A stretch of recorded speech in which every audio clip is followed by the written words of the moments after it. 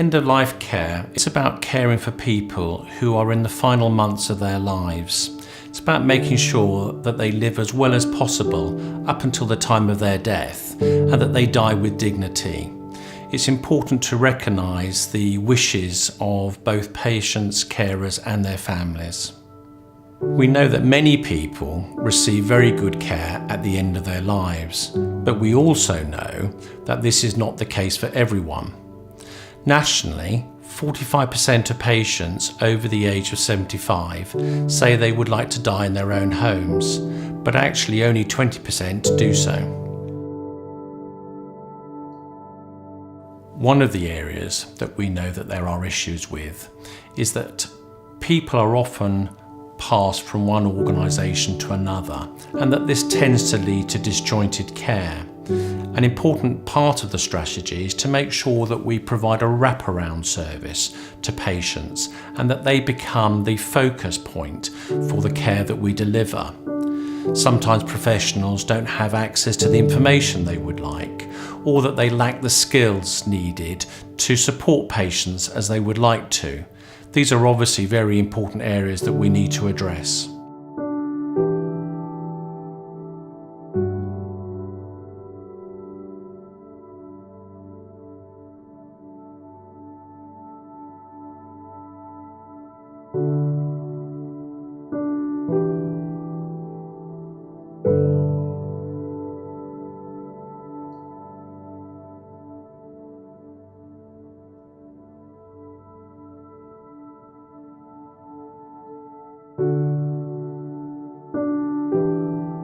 We're focusing on 6 specific areas locally.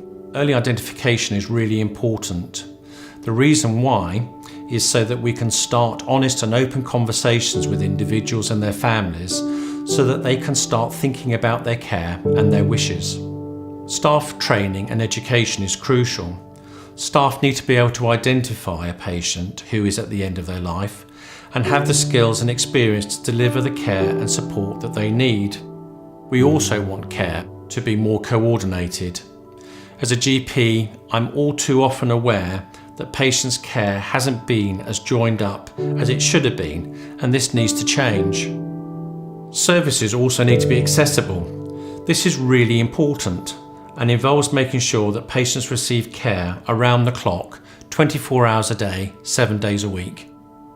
We also want to make better use of technology.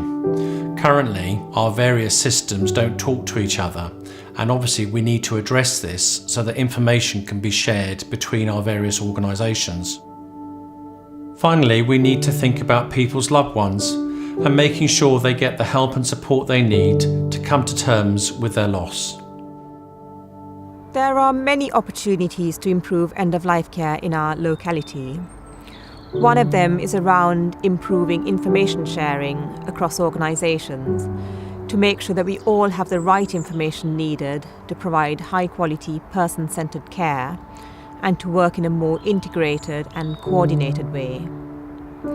There's also an opportunity to improve teaching and training for all staff so that they are able to provide high-quality end-of-life care. And lastly, I think there's an opportunity for us to nurture compassionate communities so that we can all support people who are dying, and also to recognise the role the community plays in supporting those who have been bereaved. I'm Hugh Stott, and I was a carer for my wife for some 6 years. She had been diagnosed with initially Parkinson's and subsequently Parkinson's Lewy body, and those presented the medical condition of Parkinson's and the mental condition of dementia. Initially, the community hospital said, look, I think you need a health needs assessment, which they did. And the problem was that the people that did the assessment, the district nurse and the social worker, were from a different organisation from that which was then processing the application. In retrospect, I believe the problems were caused by poor communication, and the reason being really because there was no integration between those that carried out the assessment and those that actually processed it. And then as we got to the end of life, the hospice to whom we'd been referred made sure the drugs, the appropriate drugs, were put into the house ready for use. They produced a nurse to come in daily, and the GP came in daily. The information they gave us as my wife's life deteriorated was sensitive and honest, and both the carer and I appreciated that very much, and we understood exactly what was happening. So I think those aspects of it went really well.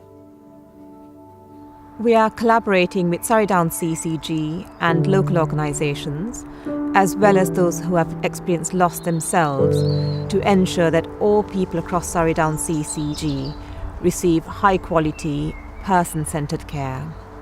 It also greatly facilitates sharing of knowledge and expertise to improve end-of-life care, which is what we are all working towards. The GP referred us to a hospice, and they had a daycare centre, and my wife went to that. Because of her condition, she was often apprehensive about being left alone, but actually the care that she got there and the support was such she always came away happy.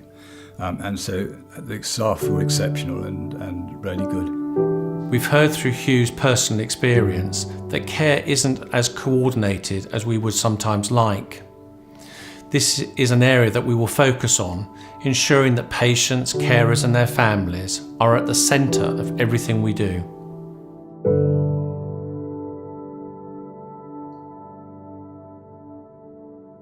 We welcome views and opinions about our end-of-life strategy. Please get in touch if you would like to be involved in shaping patient-centred end-of-life care in Surrey Downs.